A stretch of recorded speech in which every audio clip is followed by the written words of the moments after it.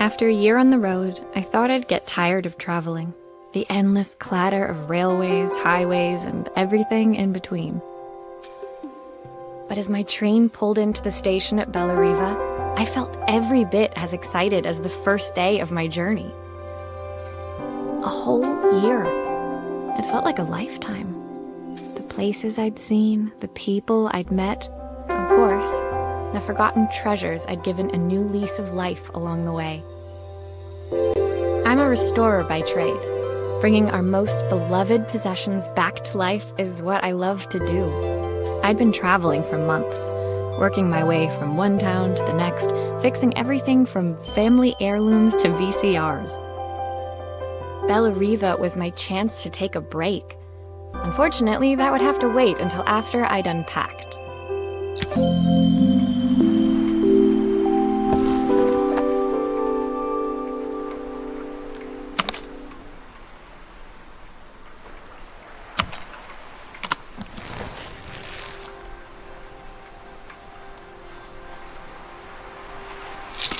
I picked up these sunglasses on my last stop. Hopefully I'm cool enough to pull them off. I saw a guitarist wearing these at a show once. Rock and roll repair woman, at your service. My passport. Not many blank pages left now.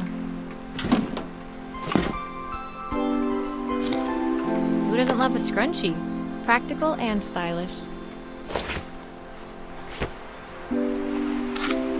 My parents took this after I made my first repair. Seems like a lifetime ago. Looking forward to taking more close-ups of my fingers with this. I'll hand these out once I'm settled in. Fingers crossed they get me some work.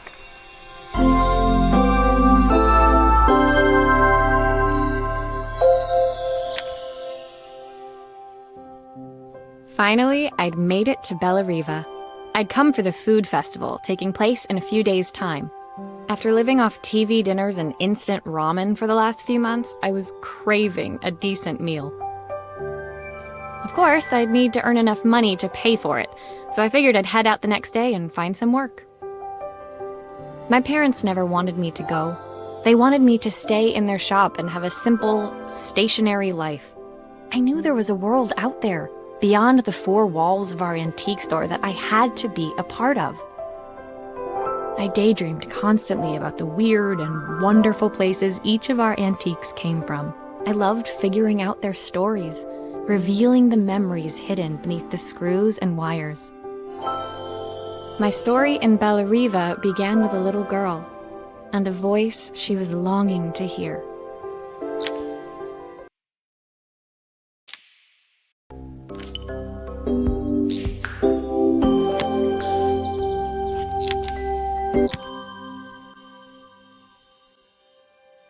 It was my first morning in Bellariva, and I couldn't wait to leave my hotel and explore. It was a quiet town, its streets and alleyways basking peacefully in the hot morning sun. In the main square, meanwhile, preparations were underway for the festival in a few days' time. As I handed out my flyers, I wondered what the people of Bellariva would need me to fix. So far, everything here seemed perfect. I was starting to worry I'd made a mistake when I felt someone tapping me on the back. Hi, I'm Izzy. Do you know how to fix things? It was a little girl, maybe 7 years old, who must have gotten hold of one of my flyers. She rummaged around in her backpack until she hauled out a battered red cassette deck. My tape is broken and I can't make it work anymore. I tried to fix it myself, but there's this metal thing in the way. Can you try?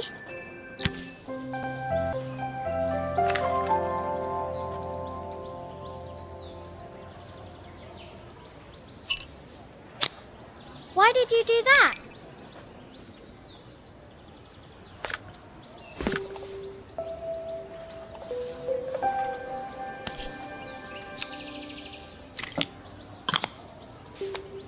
Aha! Those batteries look like they need replacing. Luckily, I have some spares.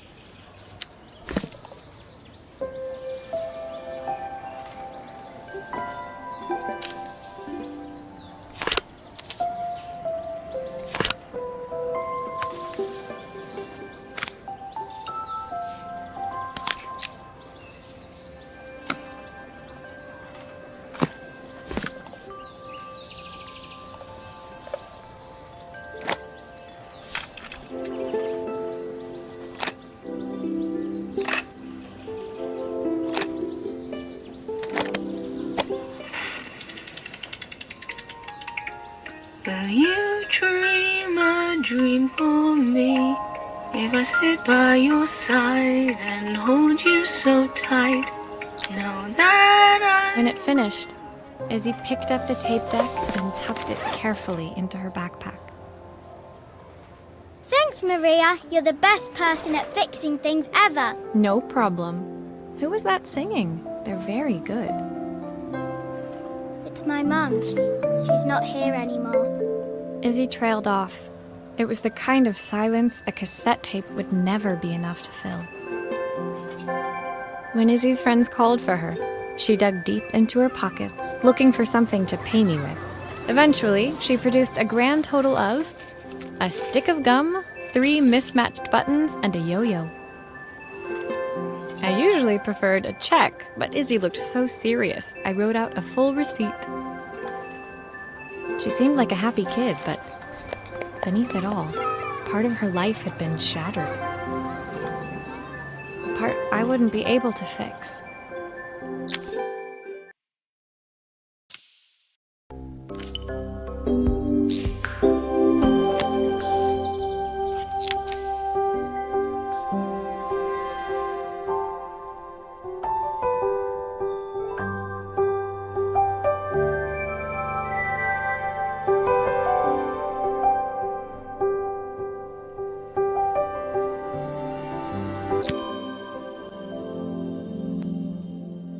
My first repair complete, I spent the rest of the day doing small jobs in and around the square.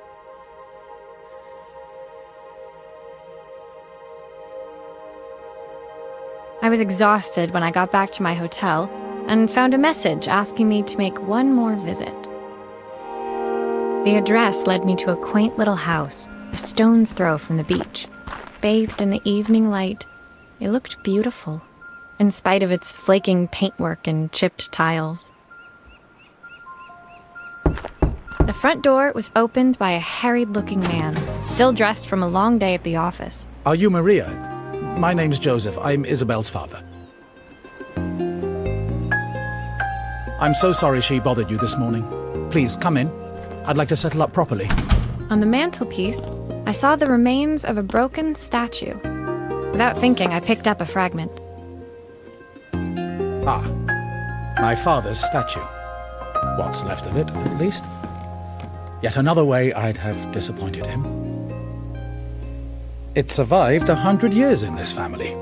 But 5 minutes with Isabel and... Do you think you can salvage it?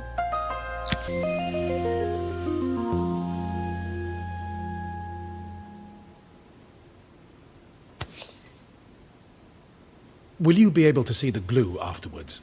I don't want people seeing the cracks.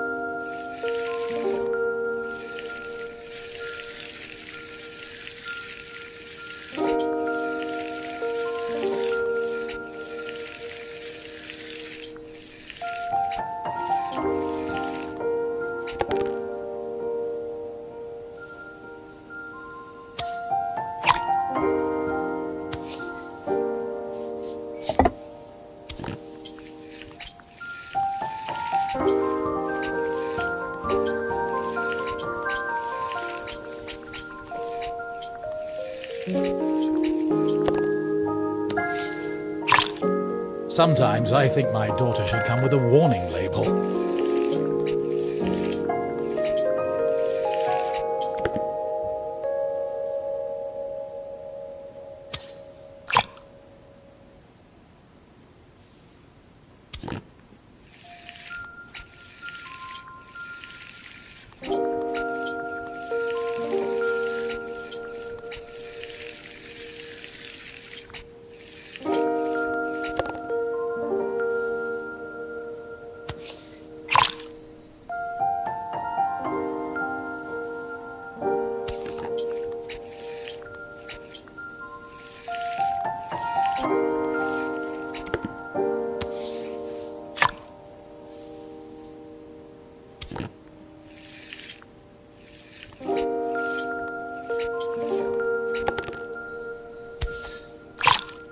Is this glue really strong enough to hold everything together?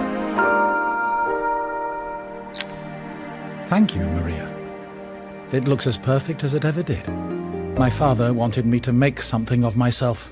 He didn't have time for anything less. As Joseph put the statue back on the shelf, it nudged against the family portrait stood proudly next to it. So he was Bellariva's mayor. And that was Izzy's mom. They must both miss her so much. Sorry, I'm a little tired. I've been working late getting things sorted for the festival. There's only a few days to go. Looks like I'll be working late. Again. When I told my parents I wanted to leave, they always found an excuse to be busy, to avoid talking about it. I guess keeping themselves occupied was their way of pretending it wasn't happening. Joseph's work must have been taking up so much of his time. But maybe that was what he wanted. I just hoped he was finding enough time for Izzy, too.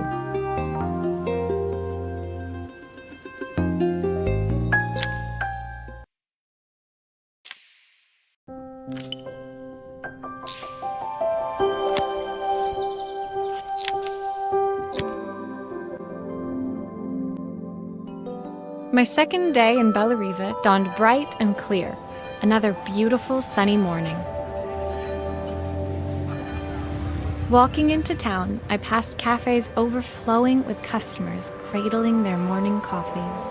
I stopped, breathing in the smell of roasted coffee beans and freshly baked pastries. I was about to go inside when the owner of Carmen's, the cafe next door, stopped me.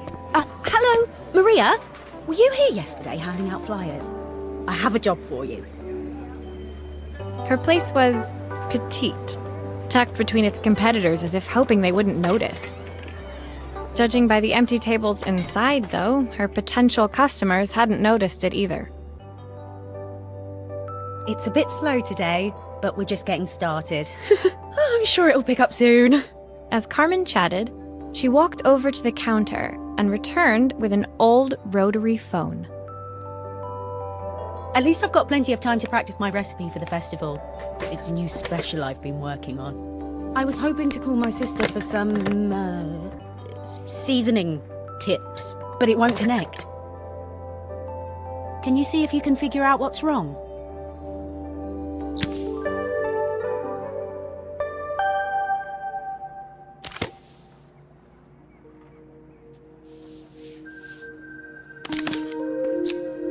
Obviously, we'd normally be much busier than this.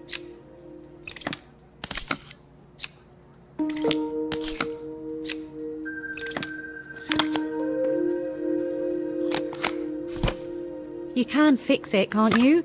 I can't afford to replace it.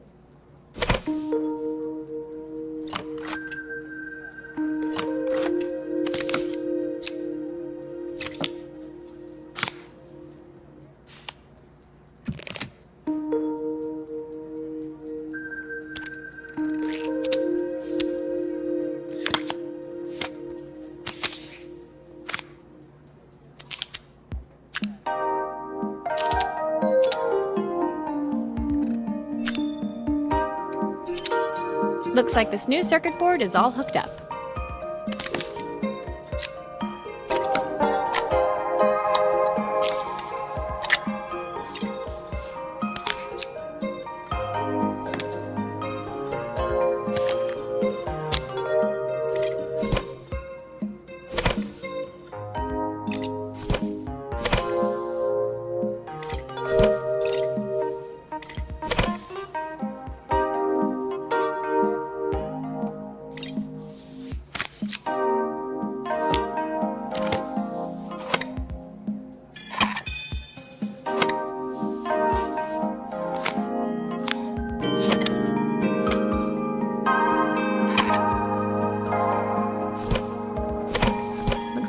is still missing.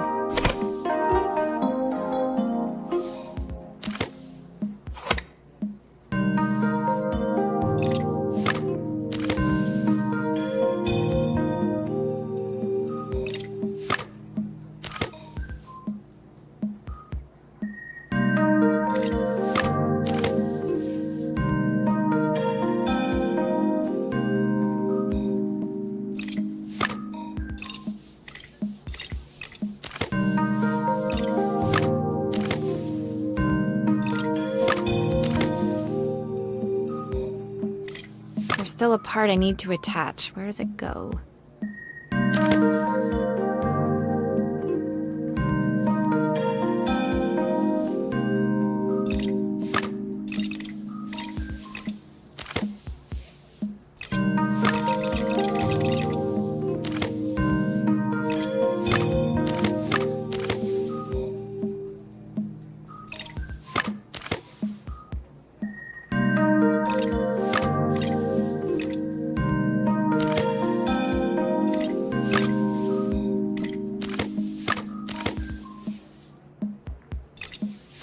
Looks like something is still missing.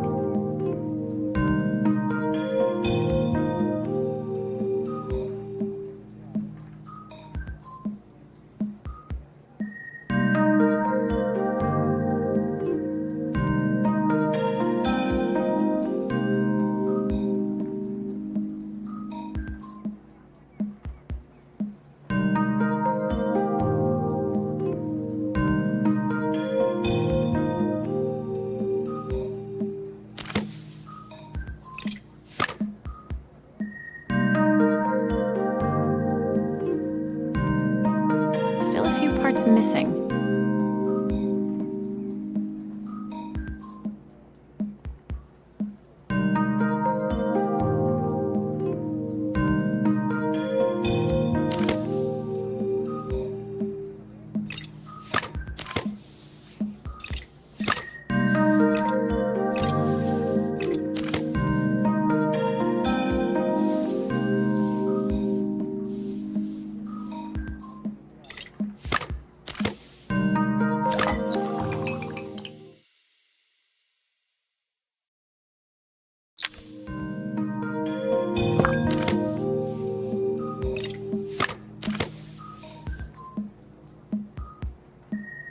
There's still a part I need to attach. Where does it go?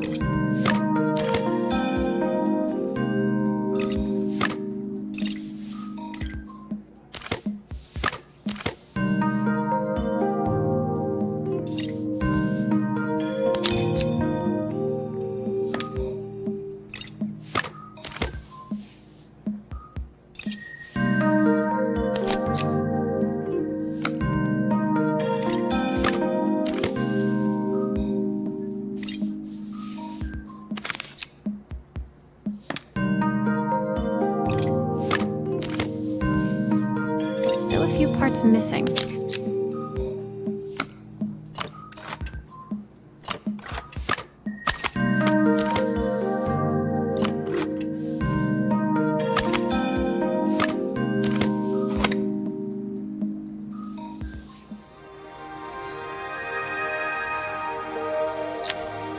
When I handed the phone back to Carmen, she seemed almost reluctant to take it from me. So it's all working now, is it? I don't have to leave it to dry or let it cool down? Nope, it's ready to go. It'll be ringing off the hook in no time. That's if I can pay my phone bill, anyway. And the rent, and the suppliers. Anyway, take a seat and I'll be right with you. Your coffee's on the house. I sat at one of the empty tables, while at the counter, Carmen had started dialing the phone. Hello? As she talked, Carmen became more and more tense. This didn't seem like a call for some cooking advice. I know I still owe you from last time, but I can't afford to take part in the festival if I don't pay. I could almost feel the eye roll at the other end of the line. You don't need to be here, though. Can't you just put the check in the post? When the call ended, Carmen brought me my coffee, her hands trembling. Sorry about that. My sister's decided to fly in for a visit.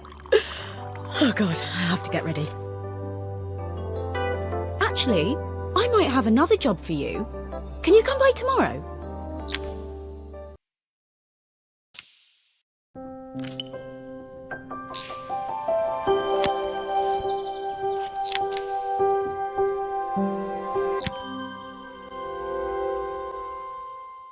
The next day, I'd promised Carmen I'd return to help her get the cafe ready for her sister's arrival. I was about to set out when I received an unexpected call from my hotel's reception desk. Apparently, another guest had asked for me by name. Curious, I took the creaking elevator up to the top floor and made my way to the room number they'd given. I knocked. Are you here about the camera? It's about time. The woman in front of me was immaculate. Not a hair out of place or a crease to be seen. My sister tells me you know how to fix things. I'd usually go to an expert, of course, but in this town... So this was Carmen's sister? The two of them couldn't have been more different. Inside her room, I saw a beautiful reflex camera, any professional photographer's dream. The viewfinder is completely dark. I can't see anything through it at all. I assume you can figure out what's wrong?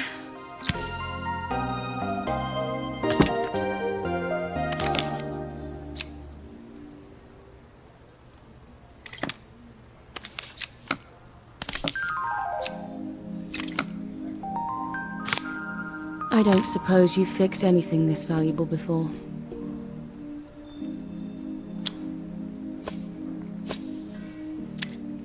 If I used the screwdriver, I could adjust the angle of the mirror.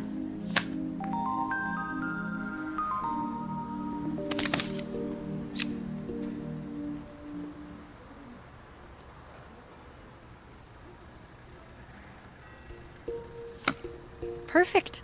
Now the viewfinder should be working.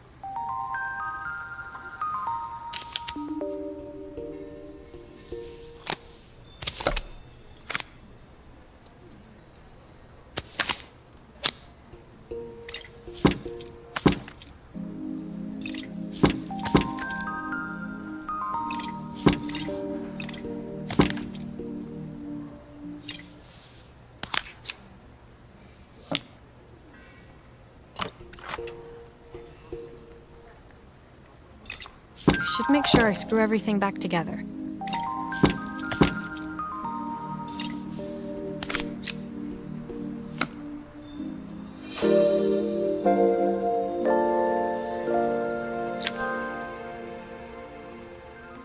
I felt a pang of envy as I handed the camera to Helena. I put my disposable to shame. I picked it up on my first trip to Paris. It's a 1958 limited edition, the first of its kind. It cost me 3 months' salary, but it was worth it. I had no idea what 3 months' salary meant to Helena, but I was pretty sure it was more than I could afford. It was strange, really, that we were even staying in the same hotel. I'd picked this place because it was cheap and cheerful, but surely she could afford somewhere better? She took some test shots, fiddling with the camera settings until she was absolutely satisfied. This work is immaculate. At least there's one person in this town who knows what they're doing. Sending you to me might be the first thing Carmen's actually gotten right. I wondered why Helena had bothered coming if she thought so little of her sister. I hear nothing from her for weeks, and then when she finally does call me, all she wants is money. If she thinks I'm lending her another penny, she'll have to convince me it's not a total waste of time. That didn't sound good. If Hurricane Helena was about to hit, I hoped Carmen was ready.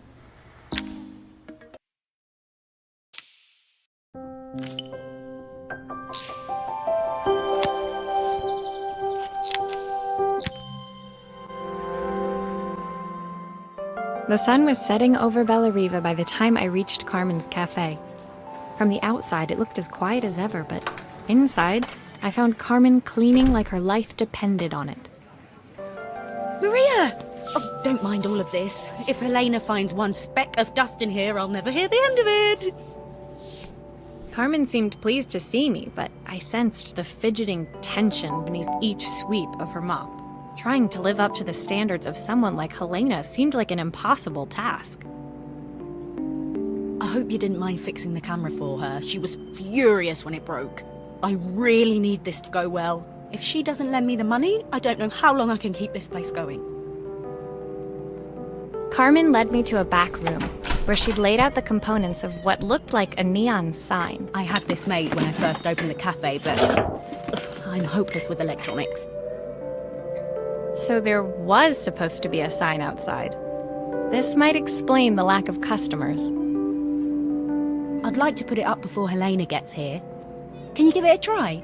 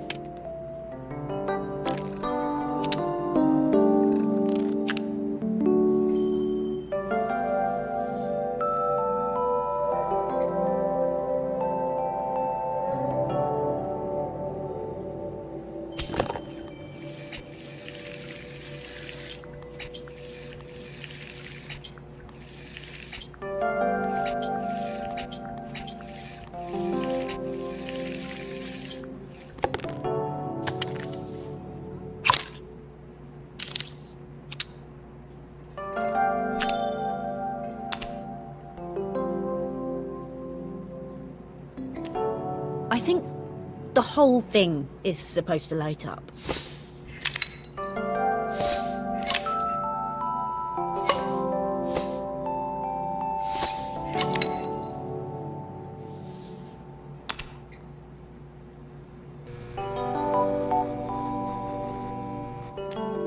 I don't know, it's a bit flat. Maybe if it flashes, it'll really catch people's eye. Great idea. I think I have a spare part that could do that.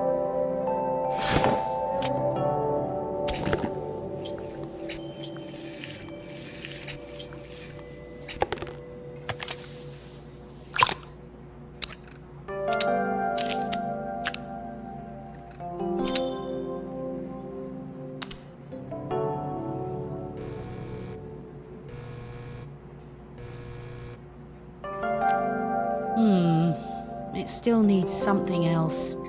Maybe we can add one of these.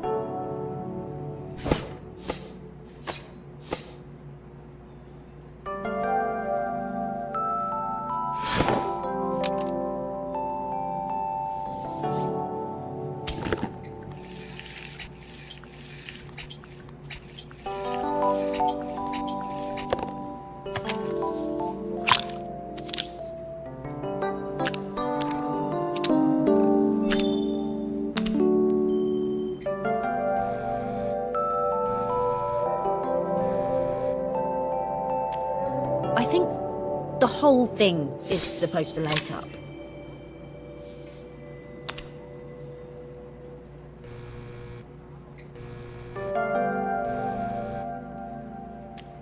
It works! I'll screw everything together again and you'll be set.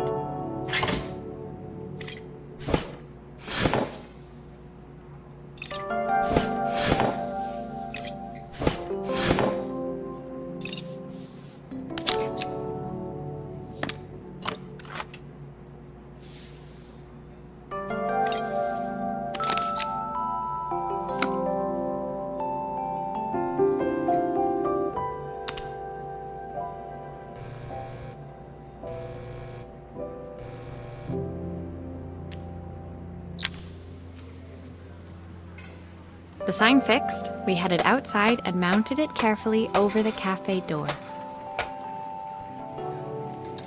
Oh, that's perfect, Maria. It looks just how I imagined it.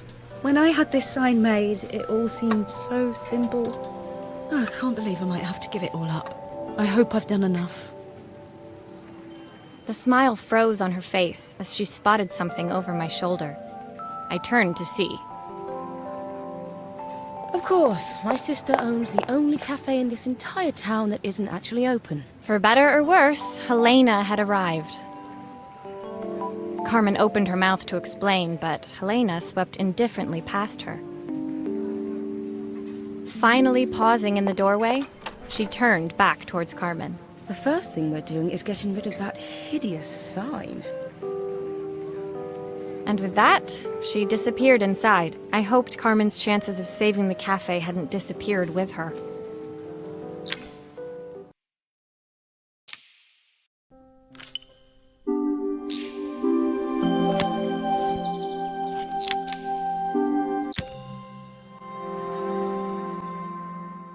It was the day before the festival, and the whole town was busy getting ready. I had more work than I knew what to do with. When Joseph called with another job, I was craving the cool quiet of his and Izzy's seafront house. I'd barely reached their front door when I heard someone calling me. Psst, Maria, I need your help. Quickly, it's top secret. It was Izzy, peeking out from the side of the house. She beckoned for me to follow her. She led me through to a beautiful, unruly garden overflowing with flowers of every color. Nestled among them was a playhouse, its doorway almost completely obscured by a towering rose bush.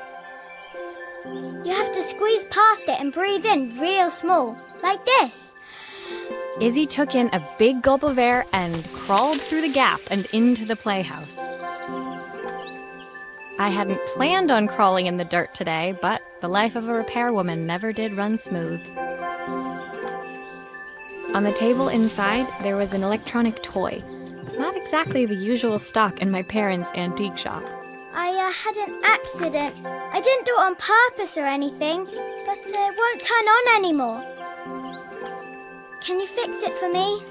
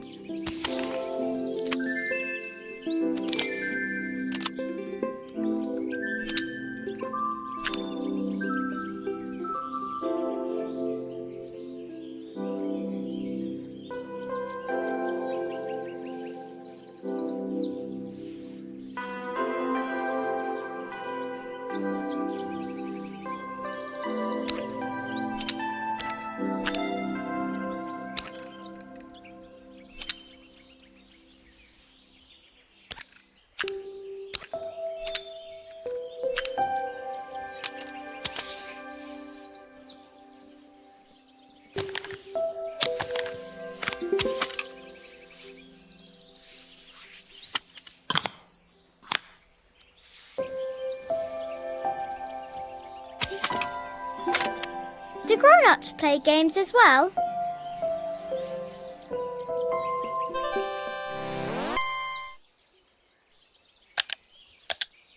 Can you show me how to play? I tried before, but it was so hard.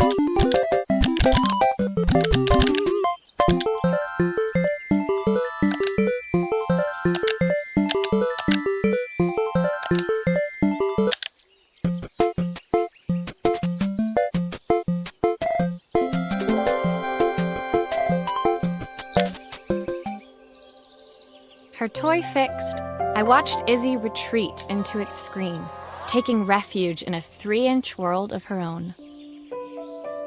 Well, I'd better head inside. Your dad is waiting for me. Please don't tell him about the game. He'll think I broke it on purpose. Why would he think that? Because, well, I kind of dropped it really hard at the wall. Izzy looked down, scuffing her shoes on the worn floor of the playhouse. My dad said I have to go to this stupid festival tomorrow and put on a stupid dress, and I don't want to. All he cares about is working. He never wants to see me unless it's for his job. I'm not going. He can't make me. With that, Izzy dove back through the rosebush and disappeared into the wilds of the garden. She was so young. She couldn't be expected to see that her dad was struggling too. It made me think, had I really tried hard enough to understand my parents' point of view? I was so focused on the adventures ahead of me, maybe I didn't care enough about leaving them behind.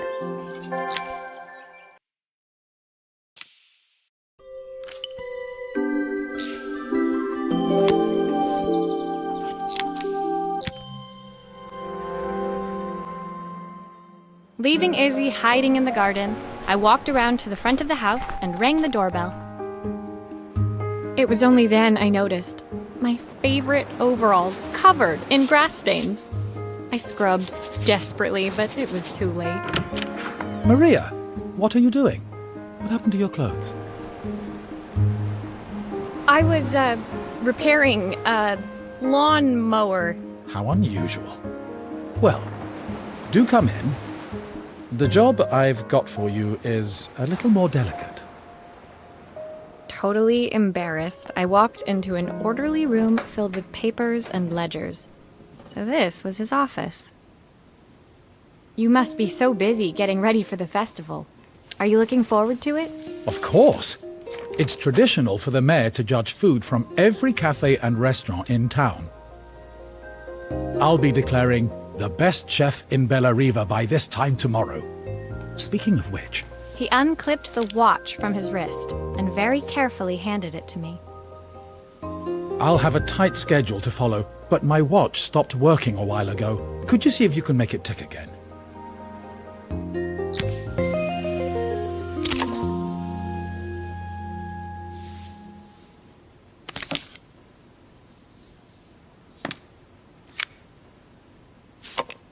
Are you sure it will all fit back together?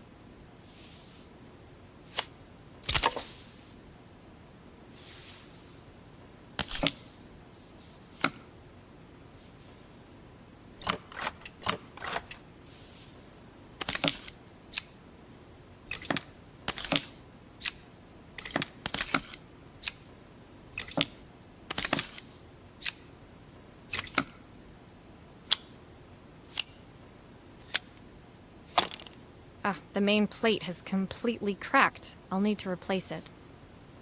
The cogs look good, though. If I'm careful, I can reuse those.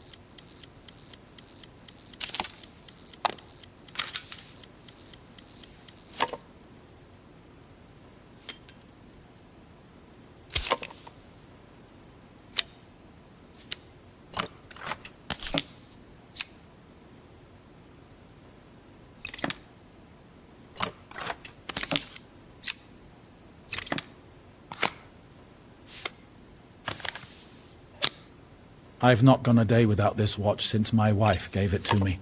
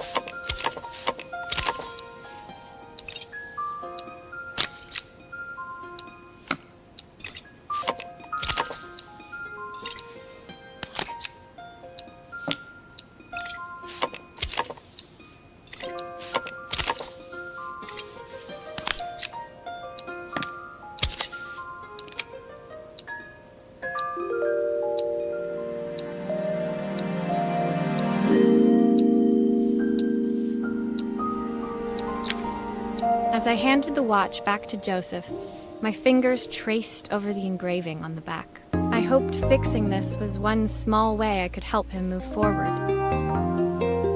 I can't believe it's working, Maria. Thank you. My wife was a brilliant woman. Feeling this ticking on my wrist, it makes me feel like she's still here.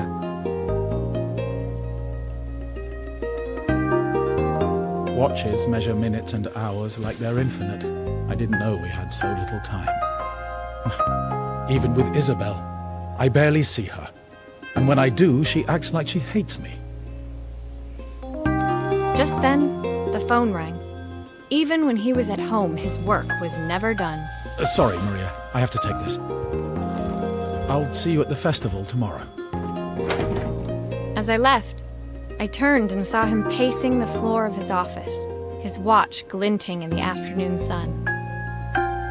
I hoped its quiet ticking would at least bring him some peace during the busy days to come.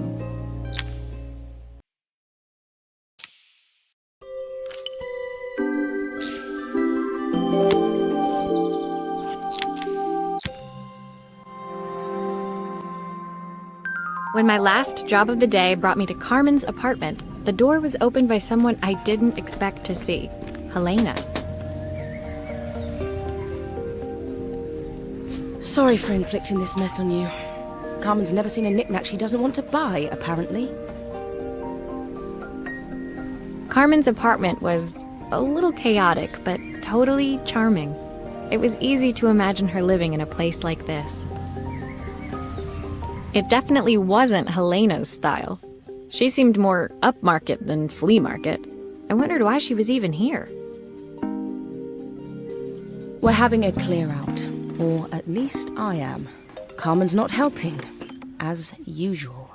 There's a market at the festival tomorrow. I'm selling some of these things to make her some money. She says she has nothing when there's all this stuff right under her nose. Helena stepped delicately past the items on the floor and reached down to pick up one from the pile. Look at this slide projector. Our parents treasured it, but Carmen treats it like a piece of junk. Can you take a look?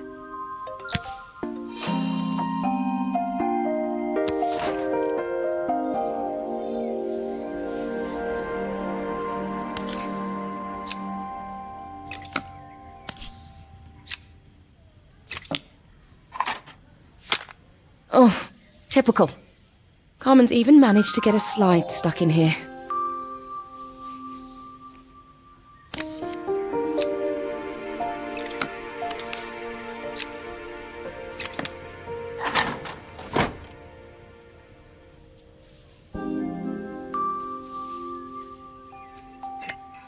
That light bulb is completely smashed.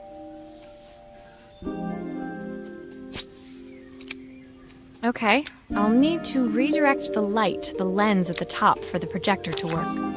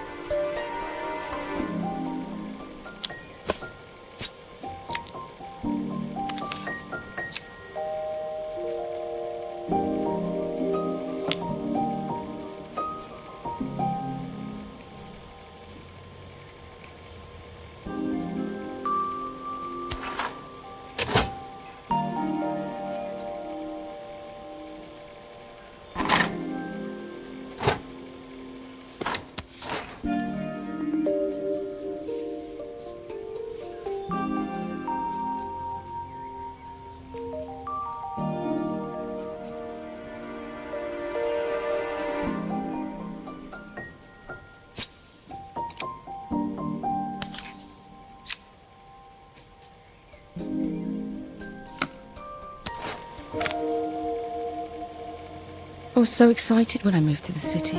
Carmen, she looked so sad.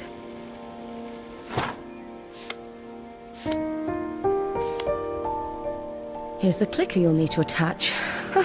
God knows how Carmen broke that as well. Still a few parts missing.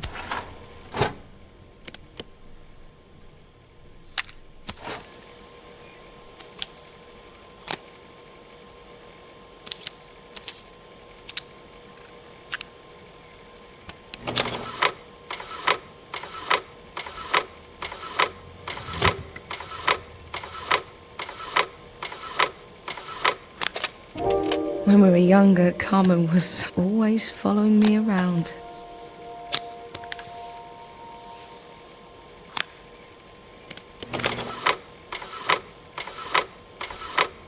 Looks like something is still missing.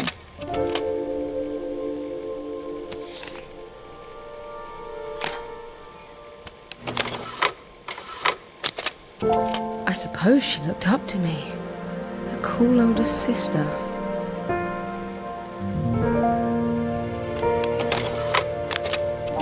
She used to ask me when I was coming home, but I was always too busy.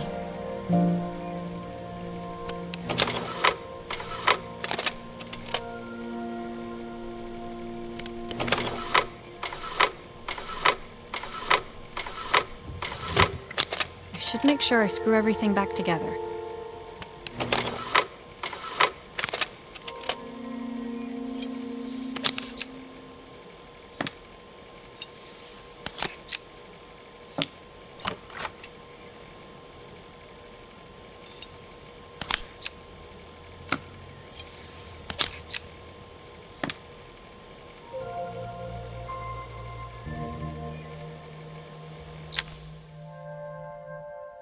Helena was transfixed, staring at the two young sisters the projector had brought glaringly into focus. I never meant to let her down. But you haven't, have you? You came all this way just to help with the cafe, plus the money. That's the problem. There is no money. I lost my job a few months ago. My savings are almost gone. I have nothing. Carmen thinks I'll throw my checkbook at her bad decisions and make them okay. But I can't. Not this time. You know, the funny thing is, I came here wanting to tell her the truth. But she's so infuriating. How can I ask her for help when all she cares about is herself? Helena fell silent, shrinking under the gaze of her younger self, projected onto the wall. We drifted so far apart when I moved away. It felt like the only thing keeping us together was my bank balance. I know I have to tell her the truth. It isn't fair. But I already lost everything else. What if I lose her too?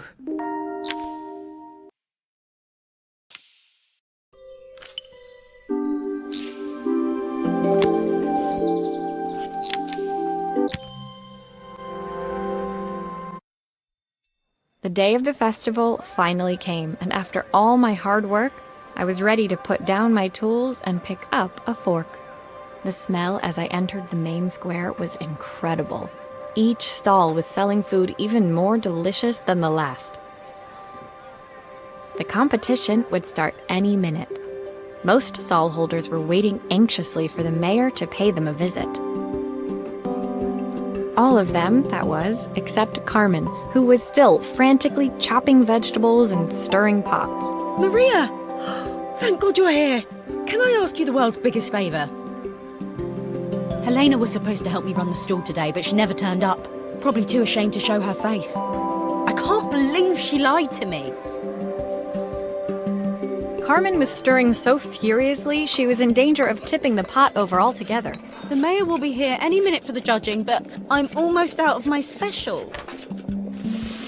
She wasn't really going to ask me, was she? Not on my day off. I have a stove ready to build and everything. Can you set it up and make me a spare batch?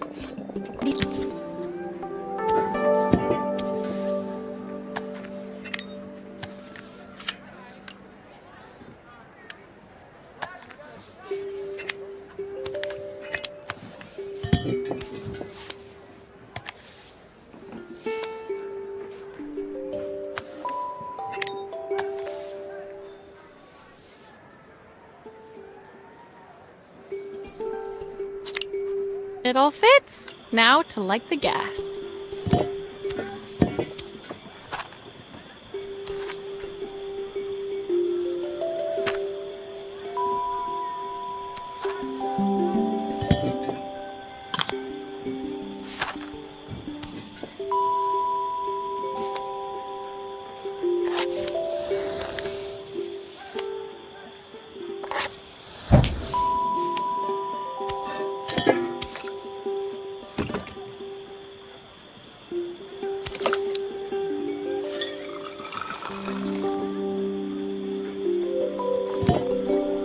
I think that pot is really boiling now. Smells great if I say so myself. Here are the ingredients that Carmen's given me. What to add first?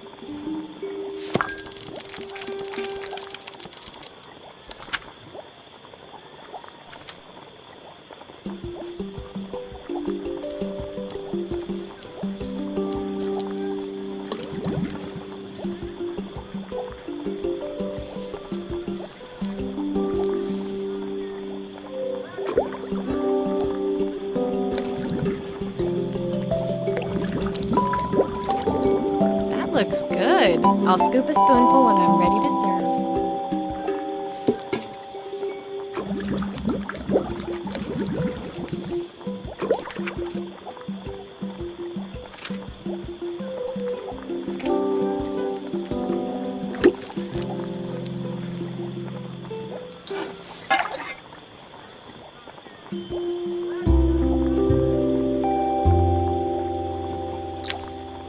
My part done, Carmen took over and added the finishing touches. It was just in time, and a moment later, Joseph arrived with Izzy in tow. Carmen anxiously handed them both a serving. That was so tasty. Can I have some more, please? Well, you've certainly earned yourself a loyal customer in my daughter. We have a few more meals to taste, but so far you are one of the best. Good luck. Joseph and Izzy looked so happy together. Maybe the festival was doing them some good after all. Carmen, on the other hand, seemed annoyed. But why, when it had all gone so well? I wish Helena was here to see this. She's so convinced I'll never succeed at anything. She wants what's best for you. She's just not very tactful about it. Yes, I know. Even when I was a kid, she pushed me when no one else did. I just wish she hadn't lied to me. But then, I've asked so much of her over the years. I never stopped to think how much she actually had to give.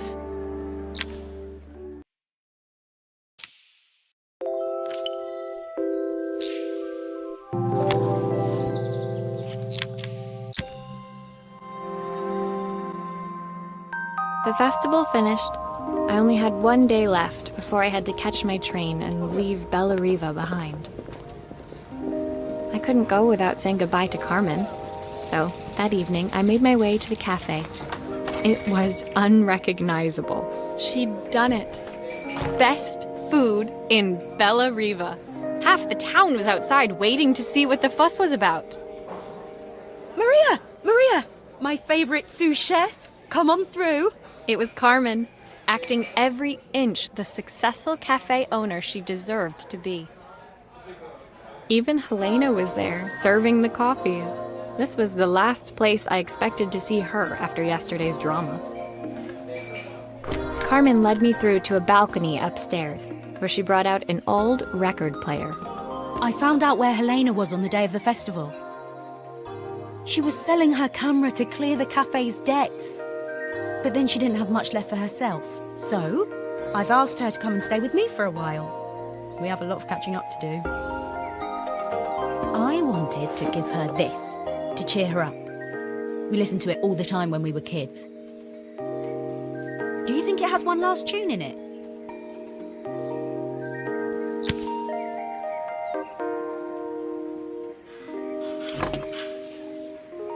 Okay, let's see what happens when we turn this on.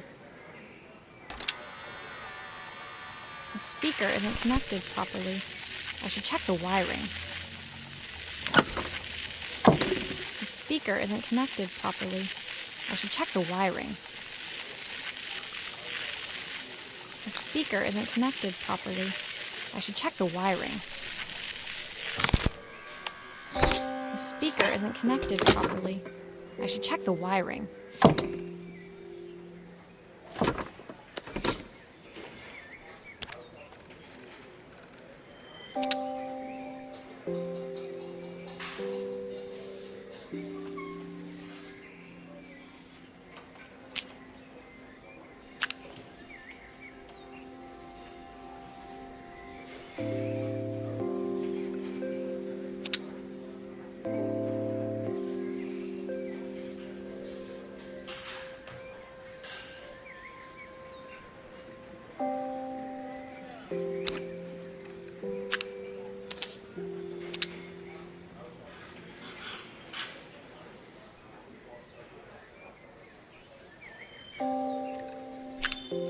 That's the speed dial connected. Now we should be able to change it.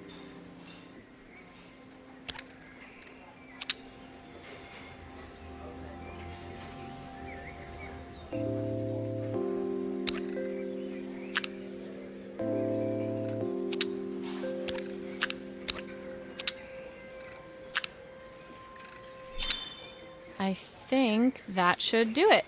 This record should play beautifully.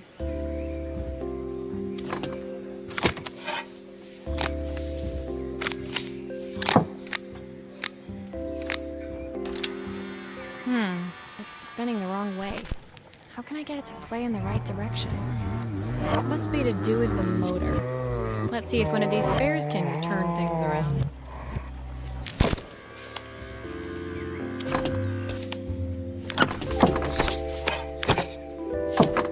Here's the problem. This wiring isn't connected properly.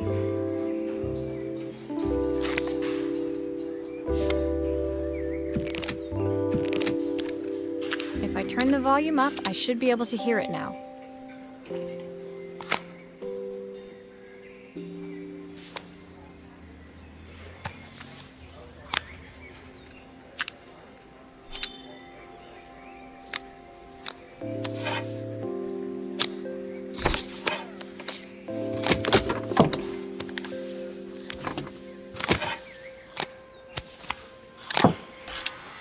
Well, it's playing in the right direction.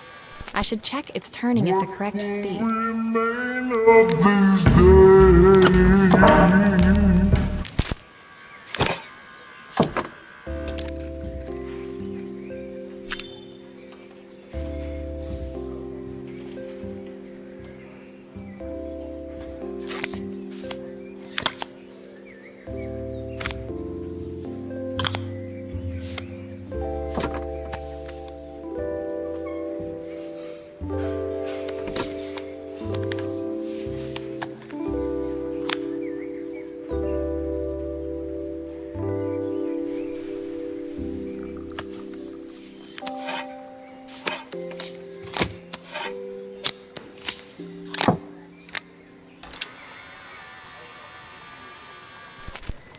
What will remain of these days?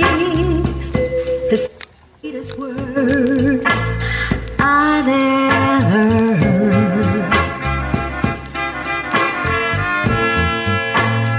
What will remain of the smiles, the ones that stole my heart that day? What will we?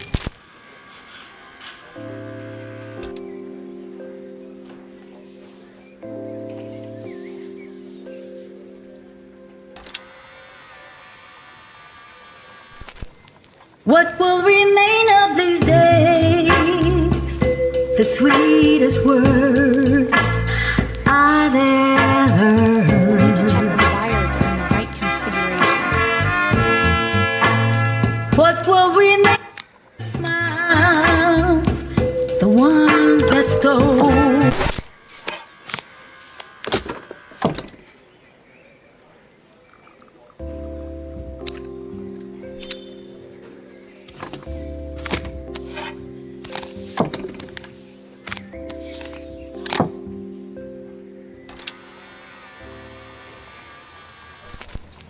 What will remain of these days? The sweetest word. The record player's crackling tune must have caught Helena's ear, as she appeared a few moments later. Is that my old record player? I can't believe you've kept it all these years, Carmen. Leaning over the music, they looked just like the young sisters the slide projector had preserved all these years, inseparable once again.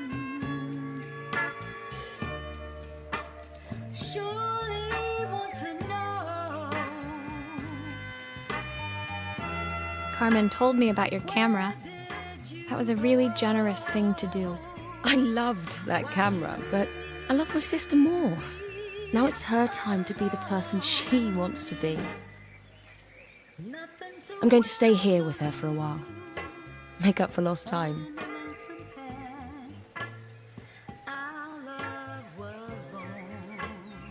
Carmen and Helena's relationship wasn't suddenly going to be perfect, but they were both prepared to try. And to think, it had all started because of a call Carmen made about some seasoning tips. I guess in the end, maybe it wasn't so hard to just pick up the phone and dial. I hadn't spoken to my own parents in a year. I wanted to hear their voices more than anything. But the silence between us was so cavernous. I didn't know how I'd ever find the words to bridge it.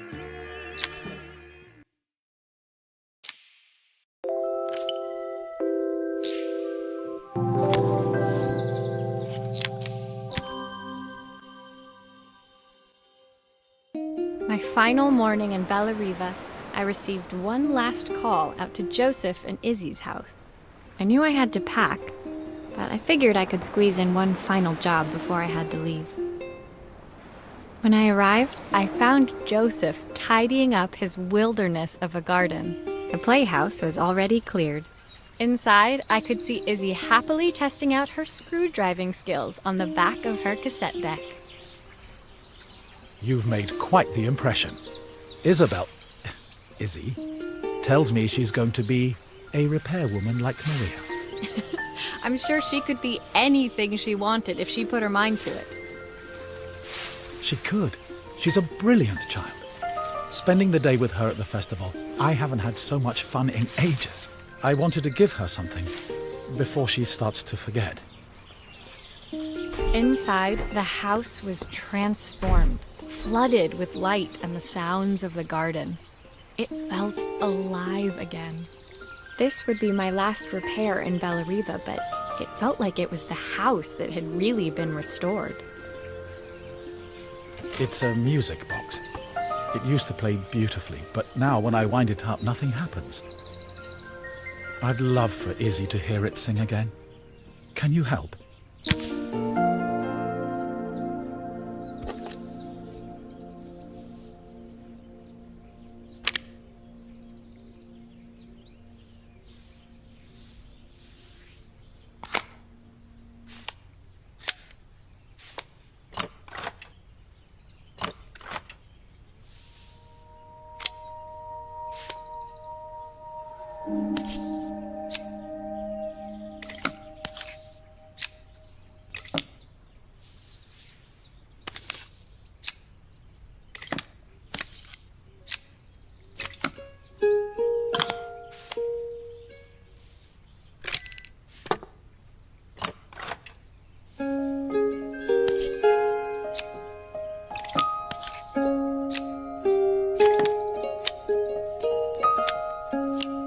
Maria, could you add this family picture of us?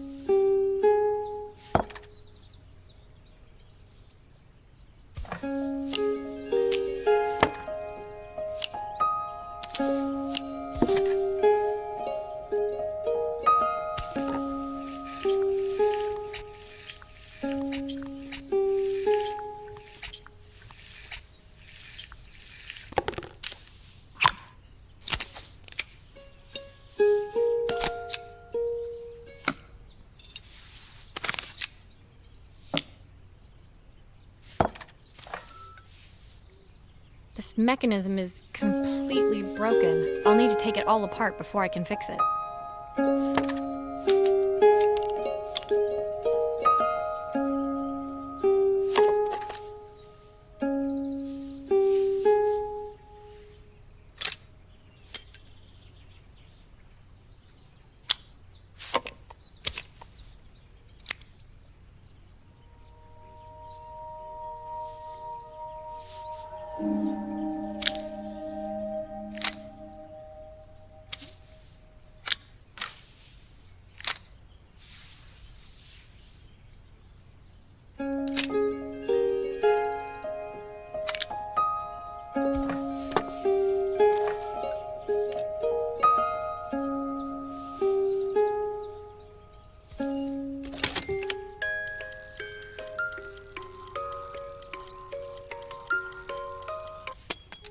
Perfect. The mechanism is good as new.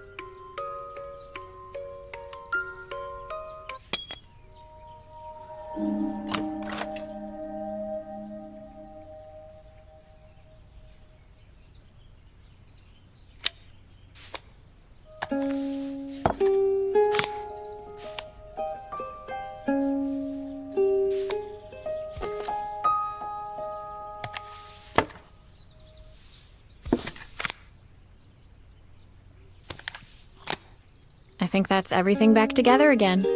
I should play it to make sure. My wife used to sing this song to Izzy each night before bed, but I always worked too late to join them. Will you dream a dream for me if I sit by your side and hold you? I've missed so much already. I want to be the father my wife wanted me to be. I've ended up so much like my own father, working all the time. Izzy needs me more than that, especially now it's just the two of us. My daughter comes first. Well, not till she gets bored of her stuffy old dad anyway. I'll never ever get bored of you, Dad. Izzy came running into the room where Joseph scooped her up and onto his shoulders. She gazed at the music box, her eyes shining.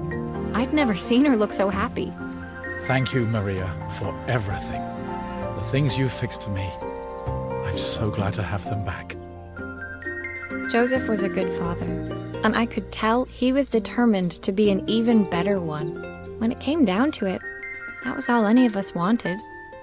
A second chance to make something right. My time in Bellariva was almost over, but before I left, I knew there was something of my own I needed to fix.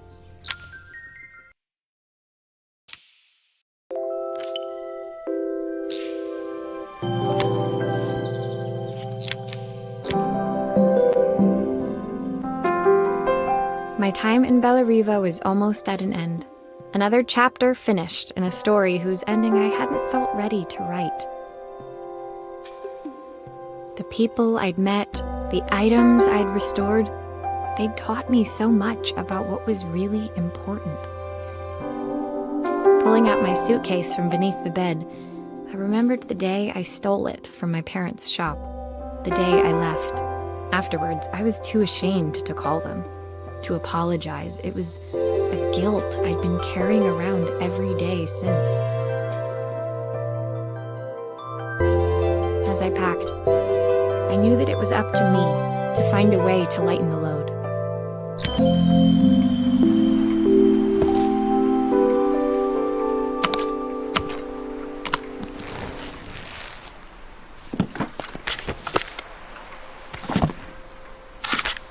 Joseph's idea of light reading for the train. It does look thorough. Helena gave me these designer shirts. Not sure I'll pull them off as well as she does. Izzy gave me this in exchange for my repair manual. She'll be a pro in no time. The recipe for Carmen's special. I'm under strict instructions to guard it with my life. The soundtrack to my travels. I'll be listening to this on the journey. My parents would love Bellariva. Maybe I can convince them to make the trip. my train ticket. I can't believe it's time. My suitcase was full, but it was my heart that felt heavy as I made my way to the station.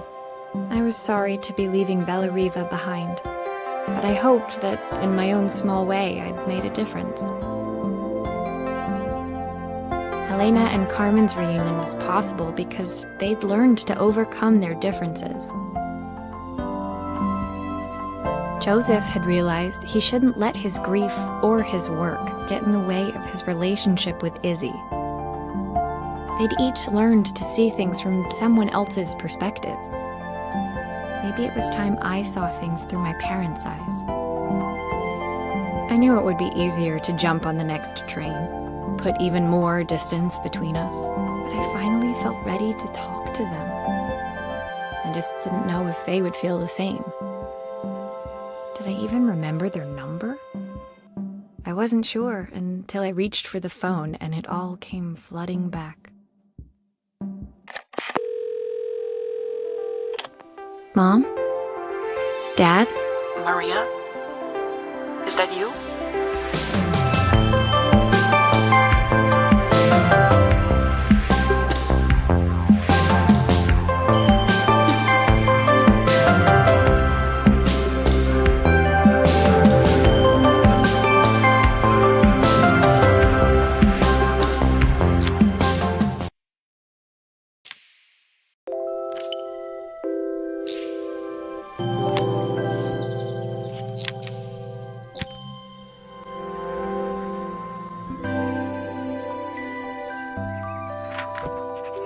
Dear Maria, Carmen here. Sorry I haven't written. The cafe's been absolutely manic since you left. Luckily, I have Helena here to help. You wouldn't recognise her. She's like a new woman. She's always running round, taking orders and making drinks. I even heard her compliment a customer on their outfit. Personally, I draw the line at fluorescent green bowling shirts, but each to their own. It certainly made the customer smile. She misses the city, though. Bellariva's many things, but it's definitely not as chic as she'd like. She said there was a coffee shop near her old apartment where they made coffee with a shape drawn on top. It got me thinking, I'm an award-winning chef. I can figure out how to put a leaf on a cappuccino. A bit of cosmopolitan coffee might be just what Helena needs. Of course, ordering a new coffee machine was the easy part. I wish you could have seen the mess I got into trying to put the thing together.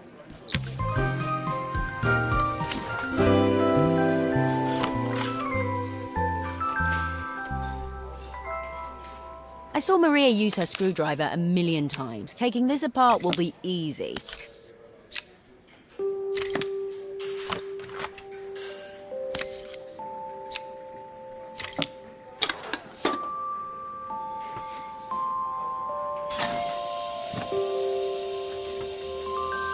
These pipes look pretty simple. I should start with them.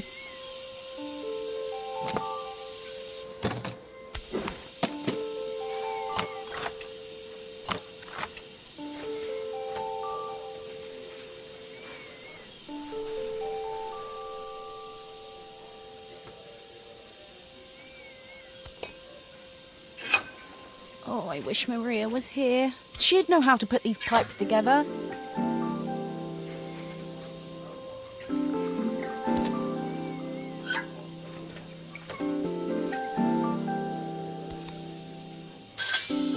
How can there be so much steam? Ugh, I'm getting soaked.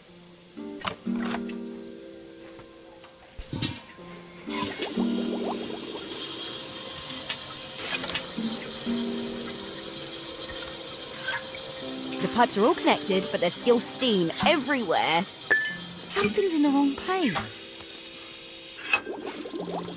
Finally, no more steam.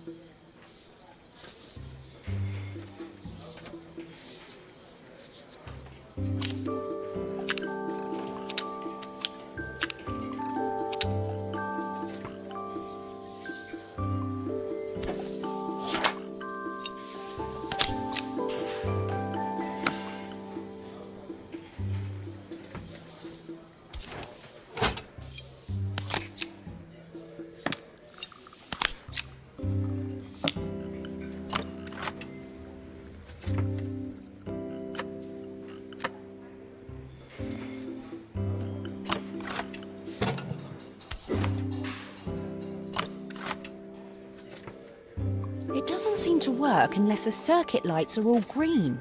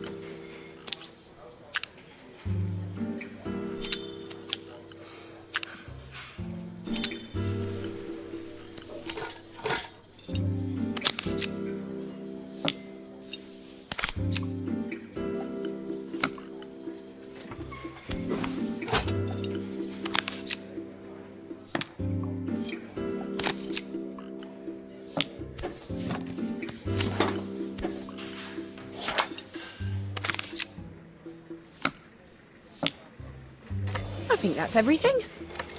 Better test the buttons, just to make sure. All done. Piece of cake. Time to make my first coffee, I think.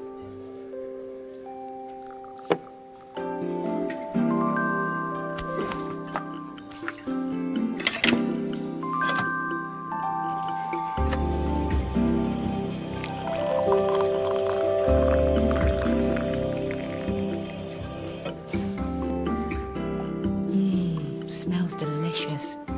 Now to make it look magical.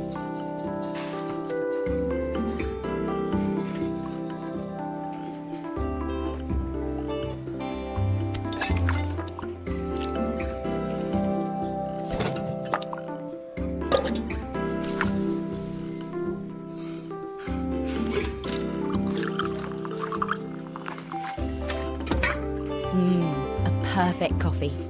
All it needs is a saucer and a couple of Helena's favourite biscuits.